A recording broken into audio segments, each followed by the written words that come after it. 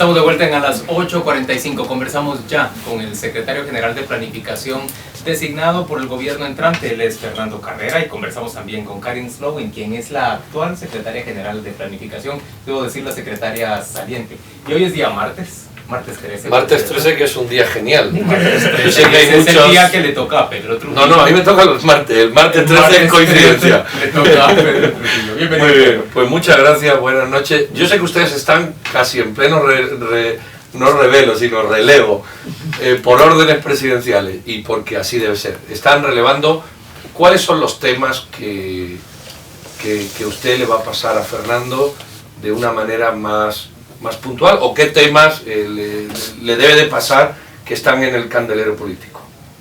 Bueno, yo diría que los temas que son estratégicos, ¿verdad? De que Fernando reciba y ojalá pueda darle algún nivel de continuidad a esos procesos, tienen que ver con restablecer las capacidades del país para planificar, para programar y para recuperar un circuito virtuoso que articule la planificación con el uso de los recursos.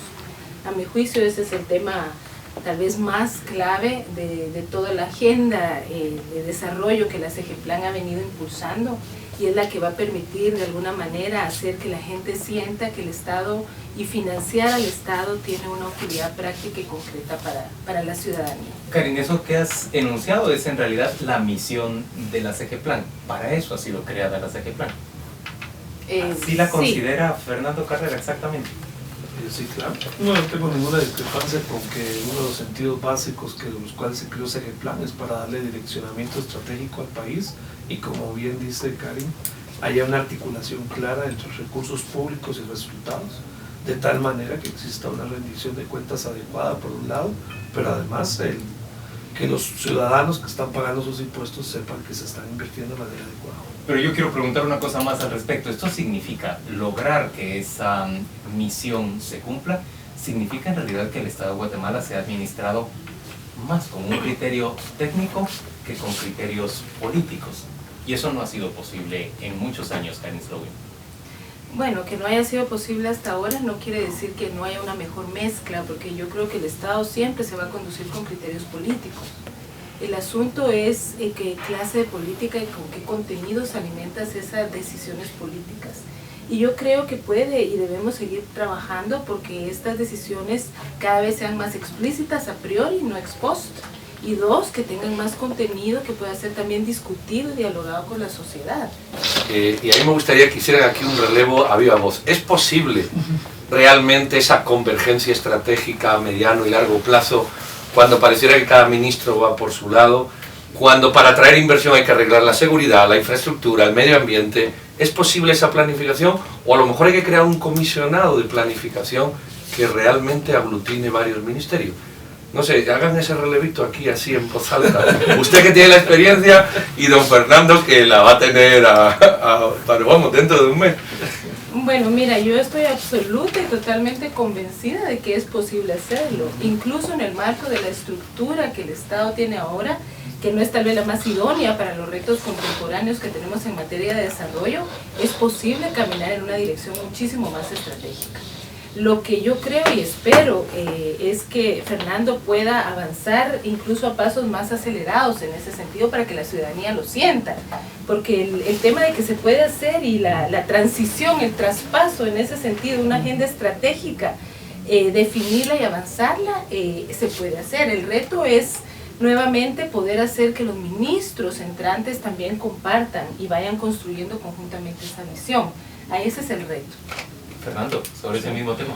Mira, yo pienso que el tema de la convivencia y la política, digamos, como orientación básica de la sociedad, para mí es esencial. O sea, una sociedad democrática, sus decisiones son políticas porque son consensuadas, son dialogadas entre la ciudadanía, el Estado, los actores. Y no creo en una sociedad donde eso no es posible. No creo en una sociedad donde el Estado no se construye de esa manera dialógica con la sociedad y con la ciudadanía.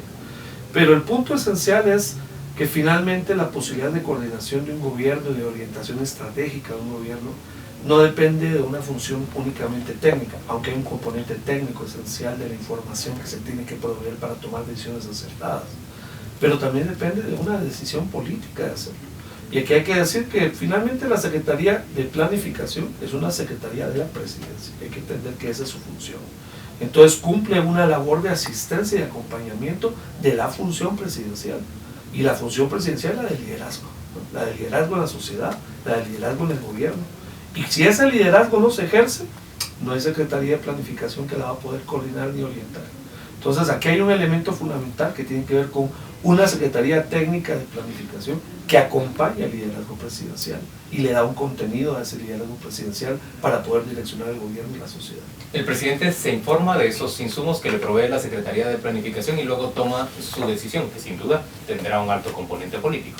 Yo diría que es un poquito menos mecánico que eso. Trataba de decir más bien que lo que se produce es una serie de elementos de información para el liderazgo. Pero yo no pienso que sea únicamente el presidente, digamos, el cliente del proceso, sino que es, por ejemplo, el gobierno en su conjunto, la sociedad en su conjunto. Lo que quería resaltar con esto es que la información que uno provee al presidente es estratégica para su liderazgo. Pero no es el único cliente que tiene la CGPLAN. La CGPLAN tiene que servir también al conjunto del gabinete y tiene que servir al conjunto de la sociedad. Yo creo que es la primera vez, yo no lo recuerdo, que dos personas que de nivel ministerial que están haciendo un relevo lo hacen tan valiente, tan abierto delante de las cámaras. Antes no había ocurrido esto. También avenidos, digamos. Bueno, pero también avenidos, pero yo creo que... y lo digo de corazón, yo que soy bastante crítico en ciertas cosas, pero creo que también se está dando lo mismo en otros ministerios.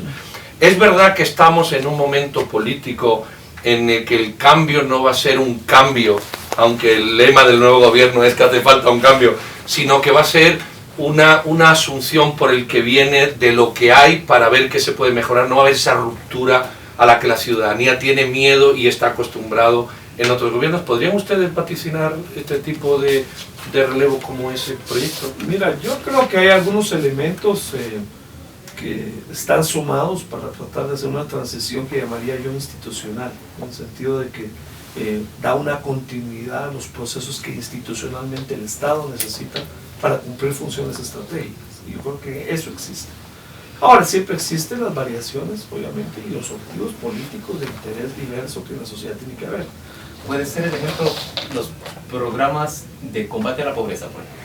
Yo pienso que eso es un elemento, aunque obviamente ya tenemos elementos de variación en la forma de ejecución de los programas, pero hay un elemento básico. Yo pienso que para educación hay unas ideas fundamentales que yo no diría son de este gobierno para el siguiente, sino de muchos gobiernos consecutivos que están tratando de construir algo, a veces más consistentemente que otras veces. Pero lo esencial, yo diría que los lineamientos que se empezaron a montar a final, después de los acuerdos de paz, para dejarlo claro, porque creo que todo eso tiene mucha articulación con los acuerdos de paz, se están dando en educación. Y bueno, en el caso de protección social, creo que estamos viendo también una transición hacia una institucionalización de procesos que se habían dado de una manera más ad hoc de esta manera en este gobierno, y creo que eso es sin duda señal positiva también. Entonces, sí hay elementos, hay algunos indicadores, pero yo diría, perdóname, Cari, para cerrar esto, que son elementos o algunas evidencias, pero que se necesita un poquito más de consistencia, un poquito más de tiempo para saber si realmente estamos ahí o estamos viviendo una bonita luna de miel, a veces entre amigos como Karen y yo, y a veces pues entre personas tal vez no son amigas, pero que se entienden institucionalmente. Karen Strobing. Sí, yo solo quería añadir a esto que creo que un buen indicador de la pregunta que ustedes hacen es el nivel de recambio que vaya a haber en puestos claves. Entendemos todos que cada gobierno pues tiene un equipo, ¿verdad? Y eso es totalmente legítimo y que tiene que haber un cierto nivel de recambio. El asunto es cuán extenso va a ser ese recambio. ¿Y por qué? Yo insisto y espero ahora tener algún tiempo para demostrarlo, que en Guatemala hay más continuidad de las políticas públicas de la que todos estamos dispuestos a aceptar. El problema en Guatemala no es tanto la discontinuidad de las políticas, sino los cambios de los modos de gestión, porque lo que tiene el aparato público es una gestión que depende mucho del equipo o del funcionario que está en su momento. Casi cada administración se reinventa, pero es más por el modo de hacer las cosas que lo que realmente termina modificándose. Karen, ¿cuántos cargos fueron sustituidos cuando entraste a la CGPLAN? A la CGPLAN. Bueno, en el caso de cuando yo entré o antes cuando de yo entrar. Llegaste. Mira, siempre se sustituyen algunas piezas o algunas figuras, pero la verdad es que el recambio fue muy poco y en el caso nuestro renunció más gente por decisión propia que por que decisión la que de la secretaria. Sí. Y Fernando, ¿cuáles son sus planes de recambio de personal, de rotación de personal? No he llegado a ese punto No he llegado a ese todavía de punto análisis, todavía. pero bueno, como digo, confío mucho en el buen manejo que ha hecho Karin de esta situación, del manejo de la Secretaría. ¿Y se analiza puesto por puesto? Pero no quisiera hacer un elemento más acá. También uno desarrolla, uno ya no está tan jovencito como antes, y uno desarrolla con el tiempo algunos elementos ya de su estilo de gestión, ¿no? Y uno de mis elementos de estilo de gestión es siempre valorar los aportes que se hayan construido. Creo que es un elemento que tiene que ver con una madurez para uno entender el valor de las cosas que hacen otros y no solo lo que hace uno. Y por otro lado también tiene que ver con el hecho que uno está en un marco institucional y no un marco personal. Estos no son proyectos, pero son proyectos de Estado. La sociedad invierte en estos proyectos, le mete recursos tributarios y uno tiene una responsabilidad frente a la sociedad de hacer que las cosas, si van a cambiar, funcionen mejor, y si no, pero uno no tiene la obligación de cambiar para que funcione mejor. Esa obligación no existe. Entonces yo creo que una continuidad institucional básica tiene que existir, y yo por lo menos estaría valorando que esa continuidad sea la más alta posible. ¿Ustedes creen que van a acabar para el 14 a las 14 o, como decía el presidente electo, van a necesitar prorrogarse hasta final de mes por los temas que tienen? ¿Es la Secretaría General de Planificación un monstruo en cuanto a temas que requiere mucha más dedicación, o van a ser capaces de...? Mira, yo realmente creo que Fernando es un hombre brillante y con una capacidad de absorber información muy grande, pero francamente cualquier ministerio tiene el reto de realmente entender qué pasa ahí adentro, de verdad te toma tiempo. Entonces, sin prejuicio de sus capacidades, la complejidad de temas, Egeplan maneja 5 funciones que son estratégicas para el Estado.